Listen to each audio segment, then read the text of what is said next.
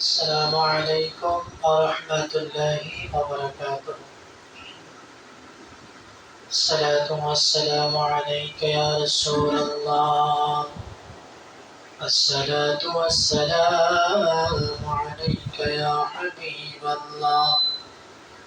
الصلاة والسلام عليك يا شافع المجنبين. الصلاة والسلام عليك يا رحمة للعالمين. الحمد لله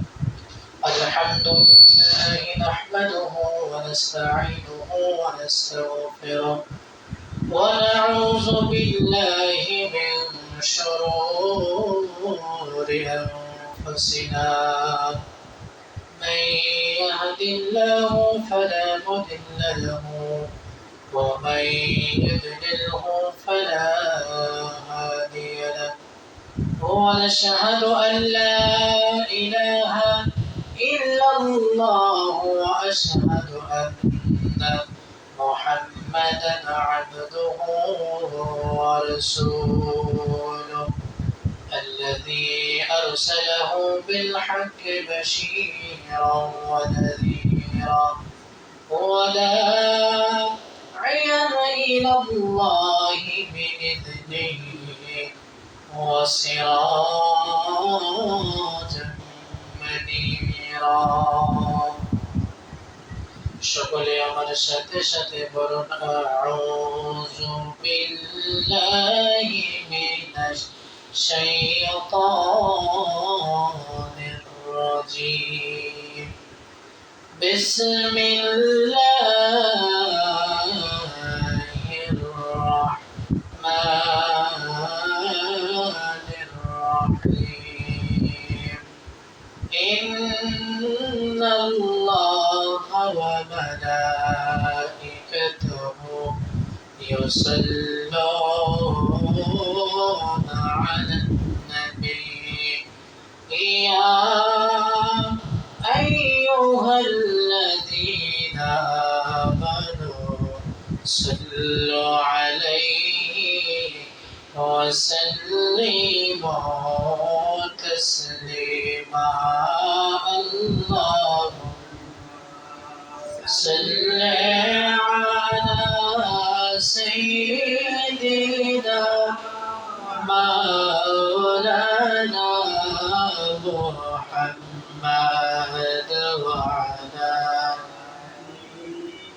সাইয়্যিদিনা মাওলানা মুহাম্মাদ। আল্লাহুম্মা সাল্লি আলা সাইয়্যিদিনা মাওলানা মুহাম্মাদ ওয়া আলা আলি সাইয়্যিদিনা।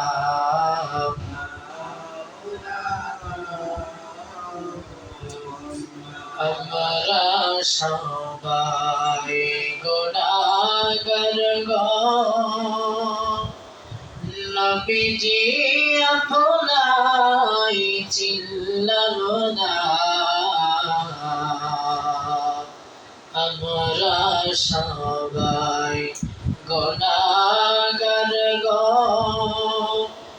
নবীজি আপনায় চিনলাম না। সেই কারণে রোজ হাসরে আমাদেরকে ভুলেন না। আল্লাহুম্মা সাল্লি আলা সাইয়্যিদিনা মাওলানা মুহাম্মাদ ওয়া আলা আলি সাইয়্যিদিনা মাওলানা। আমরা সবাই কাবার পাগল, কাবা পাগল মাবুদের, মাবুদ পাগল নূর নবীজির, নবী পাগল উম্মতের। আল্লাহুম্মা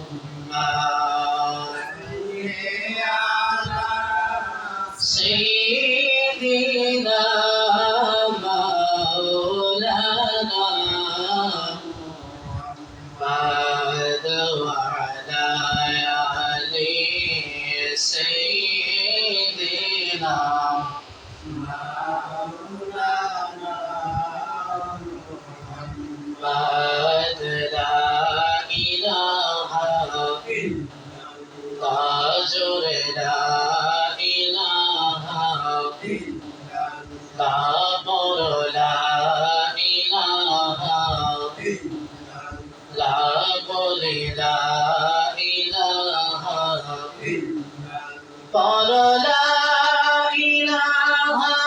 ইল্লাল্লাহ, বড় লা ইলাহা ইল্লাল্লাহ, লা ইলাহা ইল্লাল্লাহ, লা ইলাহা ইল্লাল্লাহ, লা ইলাহা ইল্লাল্লাহ, লা ইলাহা ইল্লাল্লাহ, জোরে লা ইলাহা ইল্লাল্লাহ, লা ইলাহা ইল্লাল্লাহ।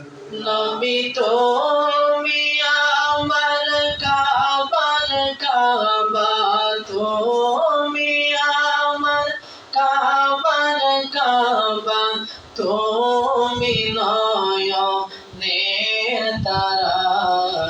লা ইলাহা ইল্লাল্লাহ, লা ইলাহা ইল্লাল্লাহ, জোরে লা ইলাহা ইল্লাল্লাহ, লা ইলাহা ইল্লাল্লাহ। তোমায় দুই নয়নে দেখিতে পেলে, দুই নয়নে দেখিতে পেলে, গচ্ছিত সকল জানা।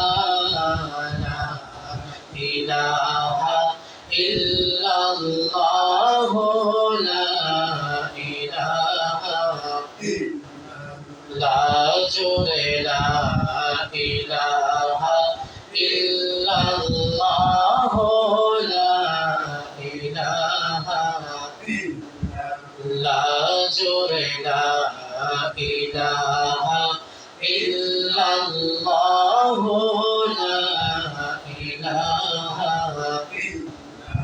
খেলো মুমিন প্রেম খেলা, মরার আগে মরণ বালা, খেলো আশিক প্রেম খেলা, মরার আগে মরণ বালা।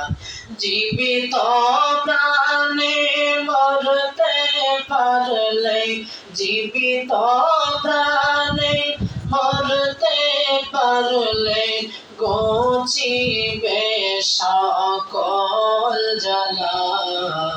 লা ইলাহা ইল্লাল্লাহ, লা ইলাহা ইল্লাল্লাহ, জোরে লা ইলাহা ইল্লাল্লাহ, লা ইলাহা ইল্লাল্লাহ, বলো লা ইলাহা ইল্লাল্লাহ, লা ইলাহা ইল্লাল্লাহ, লা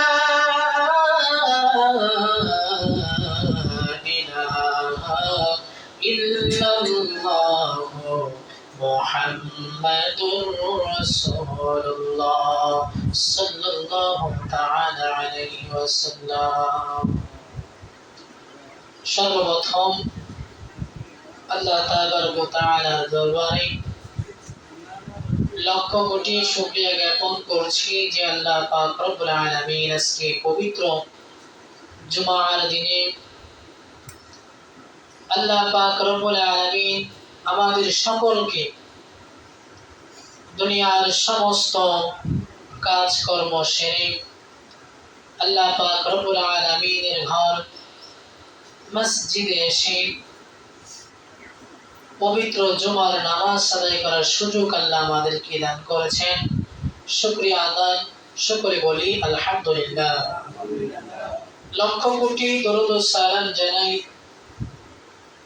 বিশ্ব মানবতার মুক্তির নূর আকা ইনামদার তাজদারে মদিনা সরদার দো আলম মক্কার মতি মদিনার জ্যোতি আশিক রাসূলদের দু জাহানের সাথী হযরত রাসূল আকরাম সাল্লাল্লাহু তাআলা আলাইহি ওয়াসাল্লামের পরশময় নূরময় কদম মোবারকে লক্ষ কোটি কোটি বার দরুদ ও সালাম শুকরে আবার বলি সাল্লাল্লাহু তাআলা আলাইহি ওয়াসাল্লাম।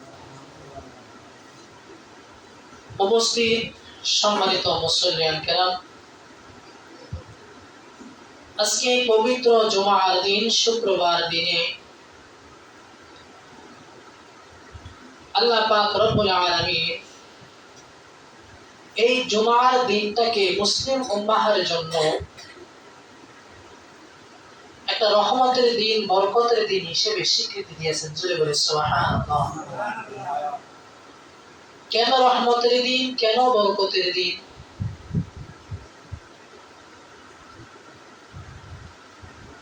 আল্লাহ পাক রব্বুল আলামিন এই পবিত্র শুক্রবার দিনে মুসলিম উম্মার জন্য একটা রাস্তা খুলে দিয়েছেন। সেই রাস্তাটা কি? সেই রাস্তাটা হচ্ছে তওবার রাস্তা। জোরে বলে সুবহানাল্লাহ।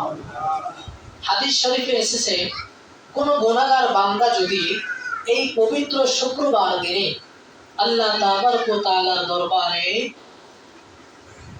নিজের জিন্দেগীর গুনার কথা স্মরণ করিয়া যদি আল্লাহ পাক রব্বুল আলামিনের কাছে তওবা করে, চোখের পানি ফেলে, হাদিস শরীফে এসেছে ওই ব্যক্তির চোখের পানিটা নাকের ডগা অবধি পৌঁছানোর আগেই আল্লাহ পাক রব্বুল আলামিন তার জিন্দেগীর সমস্ত গুনাহ মাফ করে দেন। জোরে বলে সুবহানাল্লাহ।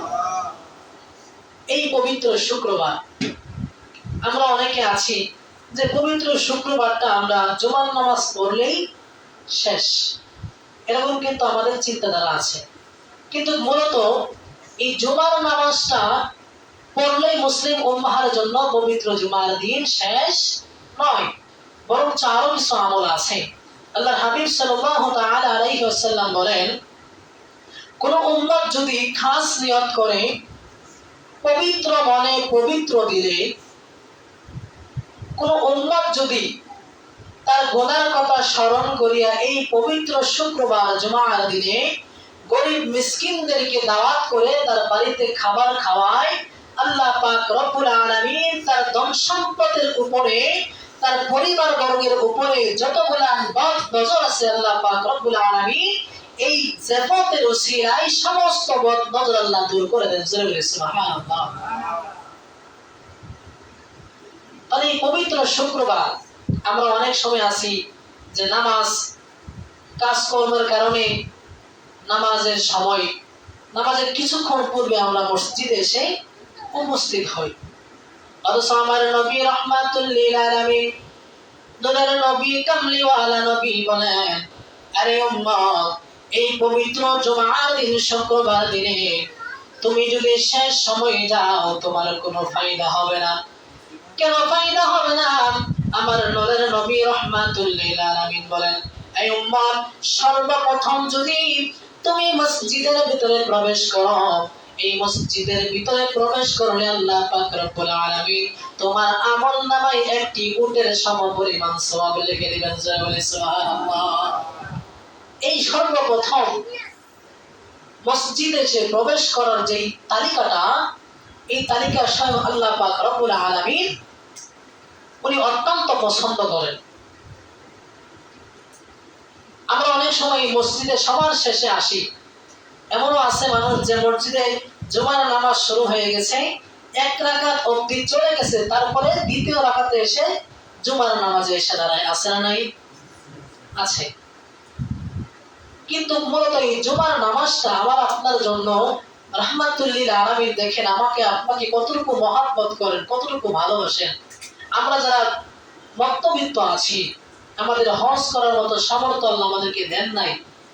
আমার নূরের নবী রাহমাতুল লিল আলামিন বলেন, মাবুদ,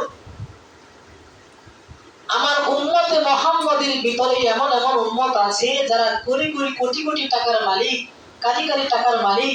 আল্লাহ তুমি তাদের উপর হজটাকে ফরজ করে দিয়েছো ইয়া রাব্বুল আলামিন। এখন আমি নবীর মনের ভিতরে কষ্ট। আমার আল্লাহ বলে, ইয়া রাসূলুল্লাহ, ইয়া হাবিবাল্লাহ, ও নবী আপনার মনে কিসের কষ্ট? আমার রাহমাতুল লিল আলামিন বলেন, মাবুদ ইয়া রাব্বুল আলামিন, যে সমস্ত আমার উম্মতেরা তাদের কোটি কোটি টাকা আছে, কারি কারি ধন সম্পদ আছে, আল্লাহ ওই সমস্ত উম্মতের উপর তুমি হজ ফরজ করে দিয়েছো ইয়া রাব্বুল আলামিন। আমি রাসূলের মনের ভিতরে কষ্ট। আমার যে গোলাপ বাকি উম্মত আছে, অধিকাংশ উম্মত আমি নবী রাহমাতুল লিল আলামিনের অধিকাংশ উম্মত তারা মধ্যবিত্ত, তাদের কাছে টাকা নাই, ধন সম্পদ নাই। ইয়া রাব্বুল আলামিন, আমি নবীর মনের ভিতরে কষ্ট। আপনি যে হজ ফরজ করলেন, যাদের কাছে টাকা আছে, পয়সা আছে, তারা আমি রাসূলের দেশে এসে, আরব দেশে এসে তারা হজ করতে পারবে। কিন্তু যারা মধ্যবিত্ত ফ্যামিলি বিলং করে, যারা মধ্যবিত্ত পরিবারে বিলং করে, তারা কেমনে ভাবে সৌদি আরবে এসে, আরব দেশে এসে আমি নবীর জন্মস্থান তারা কেমনে ভাবে দেখবেন? আমার আল্লাহ রাব্বুল আলামিন বলেন, ইয়া রাসূলুল্লাহ, ইয়া হাবিবাল্লাহ, নবী গো কোনো চিন্তার কারণ নাই, কোনো টেনশন করবেন না। আপনি নবী যদি মন খারাপ হয়, আমি আল্লাহর মনের ভিতরে কষ্ট লেগে যায়। ইয়া রাসূলুল্লাহ, ইয়া হাবিবাল্লাহ, আমি রাব্বুল আলামিন আজকে থেকে ঘোষণা করে দিলাম, সপ্তাহে মাসের ভিতরে যতগুলো শুক্রবার আসবে, এই প্রত্যেকটা শুক্রবার ওই উম্মতদের জন্য আমি আল্লাহ হজ হিসেবে ঘোষণা করে দিলাম। সুবহানাল্লাহ। তাহলে এই হজের দিন আমরা যখন সৌদি আরবে হজ করতে যাই, আমরা আগে থেকে টাকা পয়সা, তারপরে ধন দৌলত যেমনি ভাবেই পারি আমরা সমস্ত কিছু প্রস্তুতি গ্রহণ করি, পাসপোর্ট ভিসা লাগাই, তারপর আস্তে আস্তে আমরা কি করি? প্রস্তুতি গ্রহণ করি। এই যে আমার একটা সাজসজ্জা, আমার প্রস্তুতি গ্রহণ, এত কিছু কেন? কারণ হচ্ছে আমি হজ করতে যাব 1 মাসের জন্য কিংবা 40 দিনের জন্য। আমরা যে কয়দিনের জন্য উমরা করতে যাই না কেন, আমাদের একটা প্রস্তুতি থাকে। কিন্তু আল্লাহর হাবিব সাল্লাল্লাহু তাআলা আলাইহি ওয়াসাল্লাম যে এই পবিত্র শুক্রবার, সপ্তাহে মাসের ভিতরে সপ্তাহে আসে, শুক্রবার আসে 4 থেকে 5টা। এই 5টা শুক্রবার আমার আপনার জন্য, যারা আমরা হজ করতে পারবো না তাদের জন্য আল্লাহ রাব্বুল আলামিন হজের দিন হিসেবে ঘোষণা করেছেন, স্বীকৃতি দিয়েছেন। এই হজটাকে আমরা অথচ আমরা হেলাই হেলাই কাটিয়ে দিই। কথা বলেন ঠিক কিনা? অথচ আমি আপনি যখন হজ করতে যাই, কত আয়োজন, কত কিছু, কত প্রস্তুতি। আমার আপনার আত্মীয় স্বজন আমাকে আপনাকে এয়ারপোর্ট পর্যন্ত গিয়ে আগিয়ে দিয়ে আসে যে জীবনের শেষ দেখা এমন আছে হইতে পারে, এখন সে হজ করতে যাচ্ছে, পরবর্তীতে সেই সময়টা পরবর্তীতে বাড়িতে থেকে ফিরে আসবে তার কোনো গ্যারান্টি নাই। এই জন্য আত্মীয় স্বজনরা, পাড়া প্রতিবেশীরা তাকে শেষবারের মতো বিদায় দেয়, আবার বলেও দেয় তুমি নবীর রওজা শরীফে গিয়ে আমি অদমের জন্য সালাম জানাই। রাসূল বলে সুবহানাল্লাহ। এই যে এত কিছু সাজসজ্জা, এত কিছু আয়োজন, সমস্ত কিছু কার জন্য? যারা বলেন কার জন্য? আল্লাহর জন্য। এই এত কিছু আমি আল্লাহর জন্য করলাম। এই পবিত্র শুক্রবারটা আমার আপনার জন্য এত সহজ করছে। বাড়ির পাশেই মসজিদ, এই মসজিদে এসে জুমার নামাজটা আদায় করলে আল্লাহ পাক রব্বুল আলামিন আমার আপনার আমল নামে হজের সওয়াব লিখে দিবেন। অথচ সেই শুক্রবারের প্রতি আজকে আমাদের এত অবহেলা। কথা বল ঠিক কিনা? এজন্য আল্লাহর হাবিব সাল্লাল্লাহু তাআলা আলাইহি ওয়াসাল্লাম বললেন, কোন ব্যক্তি যখন পবিত্র শুক্রবার জুমার দিনে সর্বপ্রথম মসজিদে প্রবেশ করলো, আল্লাহ পাক রব্বুল আলামিন, আল্লাহ রহমতের ফেরেশতারা তারা আমলনামায় একটি উটের সওয়াব লিখে দিল। জোরে বলে সুবহানাল্লাহ। আমার রাসূল ইব্রাহিম ভাইরা, হযরত জিবরাইল আলাইহিস সালাম আল্লাহকে প্রশ্ন করলেন, রব্বুল আলামিন আল্লাহ, আমি জিবরাইলের মনের ভিতরে অনেক আশা, অনেক আকাঙ্ক্ষা। ইয়া রাব্বুল আলামিন, আপনার জান্নাতটাকে আমি জিবরাইল ঘুরে ঘুরে দেখব। জোরে বলি সুবহানাল্লাহ। জিবরাইলের মনের ভিতরে কি ইচ্ছা আল্লাহর জান্নাত ঘুরে দেখবে, অথচ জিবরাইল আমিন আল্লাহর জান্নাতের ভিতরে প্রবেশ করে, আল্লাহ জান্নাতের ভিতরে বসবাস করে। সেই জিবরাইল তার মনের ভিতরে ইচ্ছা জাগলো আল্লাহর জান্নাতটাকে সে ঘুরে ঘুরে দেখবে। আল্লাহ রাব্বুল আলামিন বললেন, জিবরাইল যাও, আমি তোমাকে হুকুম দিয়ে দিলাম, তুমি জান্নাতটাকে ঘুরে ঘুরে পরিদর্শন করো, ঘুরে ঘুরে তুমি দেখো। জিবরাইল আলাইহিস সালাম তিনি জান্নাতটা ঘুরে ঘুরে দেখার জন্য সর্বপ্রথম চলে গেলেন জান্নাতের প্রথম গেটের সামনে। প্রথম গেটের সামনে যখন গেলেন, আল্লাহ পাক রব্বুল আলামিন বললেন, ইয়া জিবরাইল, তোমাকে আমি আল্লাহ পাক রব্বুল আলামিন 6 মাসের সময় দিলাম, তুমি জিবরাইল আমি আল্লাহর জান্নাতটাকে তুমি ঘুরে ঘুরে দেখো। জোরে বলি সুবহানাল্লাহ। কয় মাস সময় দিলেন? 6 মাস। আল্লাহ পাক রব্বুল আলামিন যখন জিবরাইল আলাইহিস সালামকে 6 মাসের সময় দিলেন, জিবরাইল আলাইহিস সালাম 6 মাস সময় নিয়ে আল্লাহ তাবারক ওয়া তাআলার ওই জান্নাতের গেট তিনি পরিদর্শন করতে লাগলেন, করতে করতে যখন 6 মাস অতিবাহিত হয়ে যায়, আমার আল্লাহ ডাকতে বলে, হ্যাঁ জিবরাইল, তোমার কি জান্নাত দেখা শেষ হলো? আমার জিবরাইল বলে, ইয়া রাব্বুল আলামিন, আপনি এমন একটা জান্নাত তৈরি করেছেন, এমন একটা জান্নাত তৈরি করেছেন, এই আমার রব, আপনার জান্নাতের গেটের একটা পিলার পর্যন্ত আমি দেখতে দেখতে 6 মাস সময় অতিবাহিত করলাম। সুবহানাল্লাহ। কয় মাস সময়? 6 মাস। অথচ জান্নাতের মাত্র একটা পিলার পর্যন্ত, যেটাকে আমরা খাস বাংলা বলি খাম্বা, এই জান্নাতের খাম্বা সে 6টা মাস পর্যন্ত সময় লাগলো জিবরাইল আলাইহিস সালামের এই জান্নাতের গেটের একটা পিলার সে দেখতে। জিবরাইল আলাইহিস সালাম ডাক দিয়ে বলে, রব্বুল আলামিন, আমি জিবরাইলকে আরো 6 মাস সময় দেন, আমি আপনার জান্নাতটাকে দেখবো, আপনার জান্নাতের গেটই এখন আমার দেখা শেষ হয় নাই। জিবরাইল আলাইহিস সালাম যখন আল্লাহর কাছে আকুতি করলেন, আল্লাহ বললেন, যাও জিবরাইল, তোমাকে আমি আল্লাহ আরো 6 মাস সময় দিয়ে দিলাম। 6 মাস সময় যখন দিলেন, জিবরাইল আলাইহিস সালাম ঘুরতে যখন 6 মাস সময় শেষ হয়ে গেল, তখন জিবরাইল আলাইহিস সালাম বলল, ইয়া রাব্বুল আলামিন, আপনার 12টা মাস আমি জিবরাইল আপনার কাছ থেকে আমি 12টা মাস সময় চেয়ে নিয়েছিলাম আপনার জান্নাত দেখার জন্য, কিন্তু রব্বুল আলামিন আপনার জান্নাতের গেট এখন পর্যন্ত আমি দেখে শেষ করতে পারি নাই। জোরে বলি সুবহানাল্লাহ। এই জিবরাইল আলাইহিস সালাম আল্লাহ পাক রব্বুল আলামিন কে যখন এই কথা বললেন যে রব্বুল আলামিন, আপনি আমাকে 12 মাস সময় দিলেন, প্রথম 6 মাস, দ্বিতীয় 6 মাস, আপনি আমাকে 6 মাস করে 12 মাস সময় দিলেন, অথচ আপনার জান্নাতের গেট এখন পর্যন্ত আমি দেখে শেষ করতে পারি নাই। জোরে বলি সুবহানাল্লাহ। এবার আমার আল্লাহ ডাক দিয়ে বলে, আরে জিবরাইল, আমি আল্লাহ তোমাকে এমন ক্ষমতা দান করেছি, এমন ক্ষমতা আমি আল্লাহ তুমি জিবরাইলকে দান করেছি, তুমি জিবরাইল যদি তোমার একটা নূরের পাখা দ্বারা বাড়ি মারো, 7 আসমান থেকে 7 জমিন তুমি 1 সেকেন্ডে তুমি পরিভ্রমণ করতে পারো। জোরে বলি সুবহানাল্লাহ। অথচ তুমি জিবরাইল এই জান্নাতের একটা গেট তুমি 12 মাস সময় লাগাইলা, দেখতে শেষ করতে পারলা না। কিন্তু জিবরাইল, আমি নবীর উম্মতে মুহাম্মদের ভিতরে এমন কিছু উম্মত আছে যে উম্মতের পাওয়ারফুল, আমি আল্লাহর ইবাদত করে এত পাওয়ারফুল, এত অর্জন বিদ্যা অর্জন করেছে, তুমি জিবরাইলের চাইতে শত শত কোটি কোটি বেশি আমি জিবরাইল, আমি আল্লাহ ওই সমস্ত উম্মতদেরকে দিয়েছি। জোরে বলি সুবহানাল্লাহ। জিবরাইল আলাইহিস সালাম আল্লাহকে রব্বুল আলামিনকে প্রশ্ন করলেন, রব্বুল আলামিন, আজই তো আপনি আপনার উম্মতের, আপনার বান্দাদেরকে, আপনার নবীর উম্মতদেরকে এত পাওয়ার দিবেন, আমি সেই ক্ষমতা দেখতে চাই।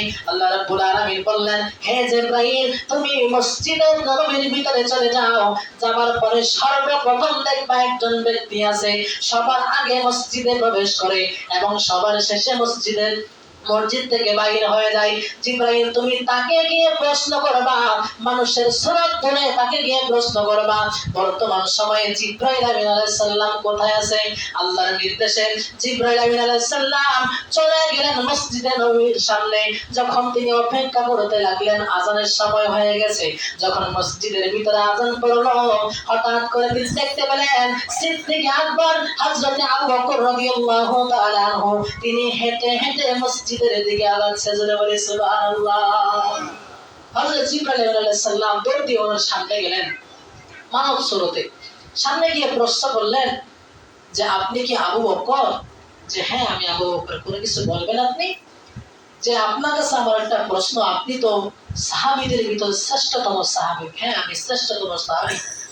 আপনার কাছে আমার একটা প্রশ্ন কি, যে আপনি তো সাধনার মাধ্যমে, আমলের মাধ্যমে এমন একটা পর্যায়ে গিয়েছেন, আপনি ইচ্ছা করলে সবকিছু মুহূর্তের ভিতরে আপনি কি করতে পারেন, বলে দিতে পারেন। এই যে এখানে আরেকটা বিষয় দেখেন, সাহাবীদের পাওয়ার ছিল কি ইলমে গায়েবের খবর দেনে ওয়ালা। এই ইলমে গায়েবের খবর দেনে ওয়ালা সাহাবীদের সেই ক্ষমতা ছিল। এখন যে বা যাহারা বলতেছে আমার নূরের নবী রাহমাতুল লিল আলামিনের সেই ক্ষমতা নাই, তাদের কি কথা কি সঠিক? জোরে বলেন, কথা বলতে হবে। সাহাবীদের ক্ষমতা ছিল, তারা ইলমে গায়েবের খবর দিতে পারতো, অথচ তারা বলতেছে আমার নূরের নবী রাহমাতুল লিল আলামিনের সেই ক্ষমতা আল্লাহ দেয় নাই। জোরে বলি নাউজুবিল্লাহ। আল্লাহ রাব্বুল আলামিন এদেরকে সঠিক বুঝ দান দেওয়া তৌফিক দান করুন, শুধু বলি আমিন। তো জিবরাইল আলাইহিস সালাম যখন আবু বকর রাদিয়াল্লাহু তাআলা আনহুকে যখন প্রশ্ন করলেন যে আবু বকর রাদিয়াল্লাহু তাআলা আনহু, আপনি কি বলতে পারেন বর্তমান সময়ে এই মুহূর্তে আল্লাহর রহমতের ফেরেশতা জিবরাইল আমিন কোথায় আছে? তখন আবু বকর রাদিয়াল্লাহু তাআলা আনহু ওনার কাছে একটু সময় চাইলেন। কতটুকু সময়? যে ভাই আপনি আমাকে একটু সময় দিবেন, আমি খালি চোখ বন্ধ করব এবং চোখটা খুলব। এই যে আমি আপনি চোখের পলক ফেলি, কত সময় লাগে? 1 সেকেন্ডেরও তারও আগে, 1 সেকেন্ড সময়ও লাগে না। আবু বকর রাদিয়াল্লাহু তাআলা আনহু যখন জিবরাইল আলাইহিস সালামের কাছে সময় চাইলেন, মাত্র এক পলক, যে আমি চোখটা খালি বন্ধ করব আর খুলব, এই এতটুকু সময় আমাকে দিবেন। জিবরাইল আলাইহিস সালাম কাঁদতে বললেন, ঠিক আছে আপনাকে সময় দিলাম। আবু বকর রাদিয়াল্লাহু তাআলা আনহু সাথে সাথে চোখ বন্ধ করলেন আর খুললেন। খোলার পরে বলতেছে, ভাই আমি 7 আসমান 7 জমিন, জান্নাত জাহান্নাম সমস্ত কিছু আল্লাহর আরশে মহল্লা পর্যন্ত আমি খুঁজে খুঁজে দেখলাম, কোথাও জিবরাইলকে পাইলাম না। এখন হয়তো আমি জিবরাইল আর না হয় তুমি জিবরাইল। জোরে বলেন সুবহানাল্লাহ। কতটুকু পাওয়ার আমার আল্লাহ রাব্বুল আলামিন দিয়েছে, সামান্য চোখের পলক। যে জিবরাইলের ক্ষমতা এতটুকু, একটা নূরের পাখা দ্বারা বাড়ি মারলে আল্লাহর 7 আসমান 7 জমিন পর্যন্ত এক সেকেন্ড সময়ের আগে তিনি কি করেন, ভ্রমণ করে ফেলেন। আরেকটা ঘটনা বলি, সেটা হচ্ছে আল্লাহর হাবিব সাল্লাল্লাহু তাআলা আলাইহি ওয়াসাল্লামকে জিবরাইল আলাইহিস সালাম প্রশ্ন করলেন, ইয়া রাসূলুল্লাহ আমি জিবরাইল আপনার হাকিকত জানতে চাই। কি জানতে চাই? হাকিকত জানতে চাই। বিষয়টা খেয়াল করবেন, হাকিকত জানতে চাই। তো জিবরাইল আলাইহিস সালাম যখন এই কথা বললেন, তখন তিনি রাব্বুল আলামিন রাহমাতুল লিল আলামিন জিবরাইল আলাইহিস সালামকে বললেন, হে জিবরাইল, তুমি যদি আমার হাকিকত জানতে চাও, তুমি এই মুহূর্তে আল্লাহর আরশে মহল্লায় চলে যাও। কোথায় চলে যাও? আল্লাহর আরশে মহল্লায় চলে যাও। এই যে জিবরাইল যখন আল্লাহর আরশে মহল্লায় চলে গেলেন, জিবরাইলের পাওয়ার কেমন? একটা নূরের পাখা দ্বারা বাড়ি মারলে 7 আসমান 7 জমিন 1 সেকেন্ডে তারও আগে কি করে ভ্রমণ করতে পারে, এতটুকু ক্ষমতা আল্লাহ তাকে দান করছেন। এখন জিবরাইল সাথে সাথে যখন জমিন থেকে যখন আল্লাহর আরশে মহল্লায় চলে গেলেন, তখন যাবার পূর্বে দেখতে লাগলেন আমার নূরের নবী রাহমাতুল লিল আলামিন ওনার মাথার ভিতরে পাগড়ি বাঁধতেছে। জোরে বলি সুবহানাল্লাহ।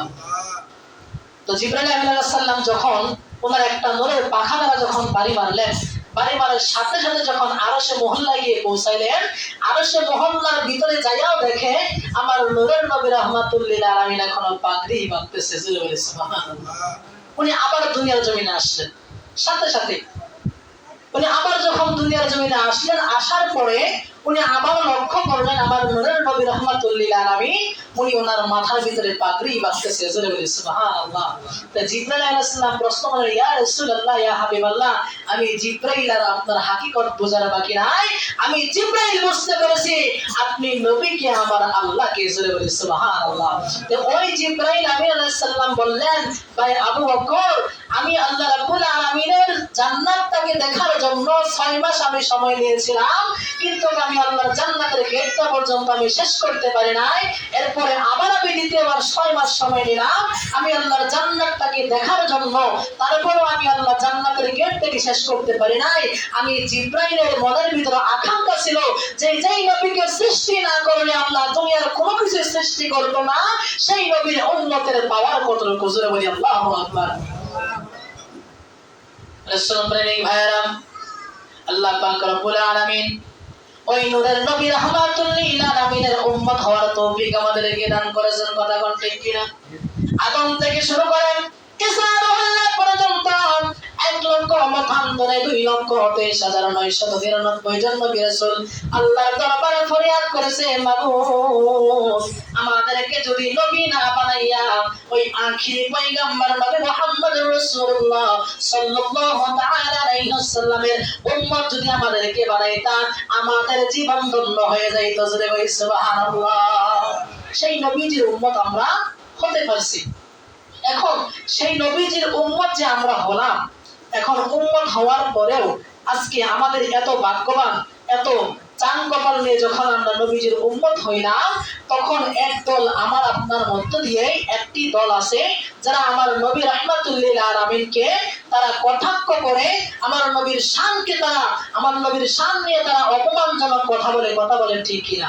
অথচ আমার আল্লাহ পাক রব্বুল আলামিন ওই সমস্ত মুনাফিকদের ক্ষেত্রে আল্লাহ পাক রব্বুল আলামিন আমার নবীকে জানাইলেন, আমার নবীকে বললেন, আমার রাসূল, হে আমার নবী, আপনি কখনো চিন্তা করবেন না যারা দুনিয়ার জমিনে আপনি নবীর সম্মান নিয়ে কটাক্ষ করে বেয়াদবি করে, আমি আল্লাহ রাব্বুল আলামিন এই দুনিয়ার জমিনে হায়াতের জিন্দেগি দেয় ওই সমস্ত গুনাহগারদেরকে, ওই সমস্ত মুনাফিকদেরকে আমি আল্লাহ দুনিয়ার জমিনে তাদেরকে লানত প্রাপ্ত ঘোষণা করেছি। জোরে বলি নাউজুবিল্লাহ।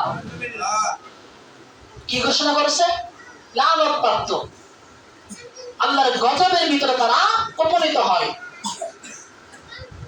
এখন আমার কথা হচ্ছে, যারা আমার নবী রাহমাতুল লিল আলামিনকে, আমার নবী রাহমাতুল লিল আলামিনের শান মান নিয়ে যারা এই দুনিয়ার জমিনে কোরআন পড়লো, হাদিস পড়লো, ইজমা কিয়াস সমস্ত কিছু করার পরে আবার নামের আগে লাগাই কি মুফতি, মুহাদ্দিস, এই সমস্ত মানুষ যখন আমার নূরের নবী রাহমাতুল লিল আলামিনের শান মান নিয়ে বেয়াদবিমূলক কথাবার্তা বলে, তখন কি আর এদেরকে কি করতে মন চায়?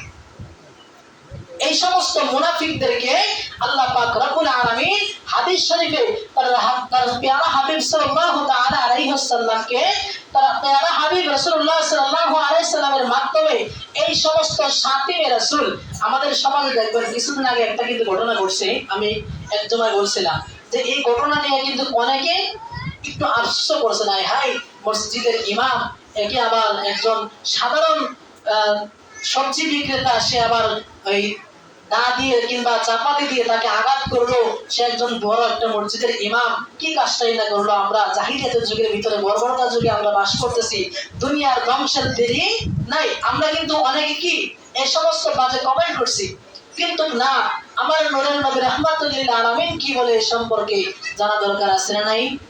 আর যে বলেন আছে না নাই? যারা আমার নূরের নবী রাহমাতুল লিল আলামিনের শান মান নিয়ে চুল পরিমাণ বেয়াদবি করবে, তাদেরকে হাদিসের ভাষায় বলা হয় সাতিমে রাসূল। কি রাসূল? যারা বলেন কি রাসূল? সাতিমে রাসূল। আমার নূরের নবী রাহমাতুল লিল আলামিন বলেন, এই সমস্ত সাতিমে রাসূলদেরকে প্রকাশ্যে জনগণের সামনে এদেরকে হত্যা করা প্রয়োজন। জোরে বলি সুবহানাল্লাহ। অথচ আমরা কি বলি, আজকে আমাদের বাংলাদেশের রাষ্ট্রের ভিতরে এই আইন নাই যে রাসূলের সম্মান নিয়ে কোনো ব্যক্তি বেয়াদবি করলে তাকে যে কোনো একটা আইন, যে কোনো একটা শাস্তি তার ভিতরে প্রয়োগ করা হবে। এই আইন আমাদের ভিতরে বাংলাদেশে এখন পর্যন্ত কি হয় নাই? চালু হয় নাই। যদি চালু হইতো আজ থেকে প্রায় আরো কয়েক বছর আগে তসলিমা নাসরিনের মতো কিংবা এই জুনাইদ বাবুনগরের মতো রাসূলুল্লাহ সাল্লাল্লাহু তাআলা আলাইহি ওয়াসাল্লামের আকাশচুম্বী সম্মান নিয়ে অটক্কা করার সাহস পাইতো না। কথা বলেন ঠিক কিনা? এই জন্য রাসূল প্রেমিক ভাইরা, আমাকে আপনাকে এই সমস্ত মুনাফিকদের কাছ থেকে আমার আপনার ঈমানকে হেফাজত করতে হবে। কথা বলেন ঠিক কিনা? হেফাজত করা দরকার আছে না নাই? আছে। এখন আরেকটা বিষয় বলে দেই, আমাদের সামনে এটা হচ্ছে সফর মাস। কি মাস? আরবি সফর মাস। এই সফর মাসের পরে হচ্ছে রবিউল আউয়াল মাস। কি মাস? রবিউল আউয়াল মাস। এখন থেকে আপনারা প্রস্তুতি গ্রহণ করেন। আমাকে আপনাকে যেই নবীকে সৃষ্টি না করলে আল্লাহ রাব্বুল আলামিন বললেন দুনিয়ার কোনো কিছুই আমি আল্লাহ সৃষ্টি করতাম না, সেই রাসূলের শুভ আগমনের দিন আমাদের সামনে 12 রবিউল আউয়াল আসতেছে। আমাকে আপনাকে এখন থেকেই প্রস্তুতি গ্রহণ করতে হবে। এখন আপনাকে আমি একটা এক্সাম্পল দেই।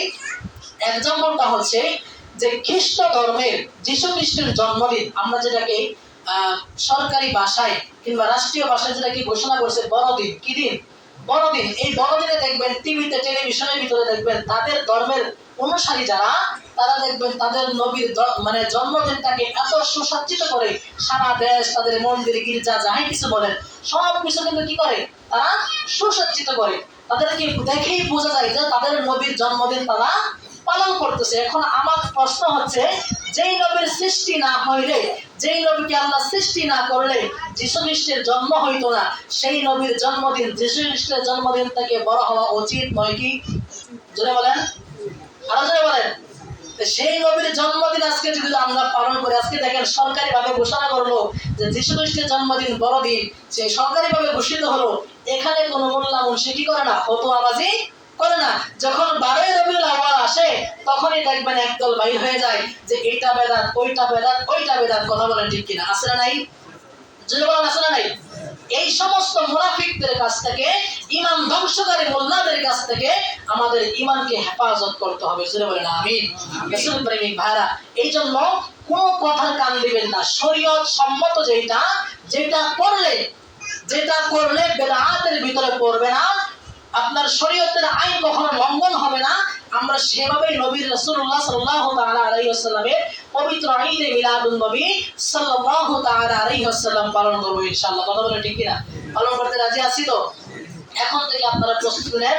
আমরা চেষ্টা করব যেন 12ই রবিউল আউয়ালে আমরা যেন প্রত্যেকেই সবাই যেন একত্রিত হয়ে, এলাকাবাসী একত্রিত হয়ে আমরা যে কিছু একটা মাধ্যমে আমরা আলোচনা করে আমরা যেন সুসজ্জিত করে, যেভাবে সুন্দর হয়, যেভাবে রাসূল পাক সাল্লাল্লাহু তাআলা আলাইহি ওয়াসাল্লাম খুশি হয়, আল্লাহ খুশি হয়, সেভাবে আমরা পালন করার চেষ্টা করব ইনশাআল্লাহ। সবাই রাজি আছেন? এজন্য সবাই এখন থেকে প্রস্তুতি গ্রহণ করবেন যেন আল্লাহ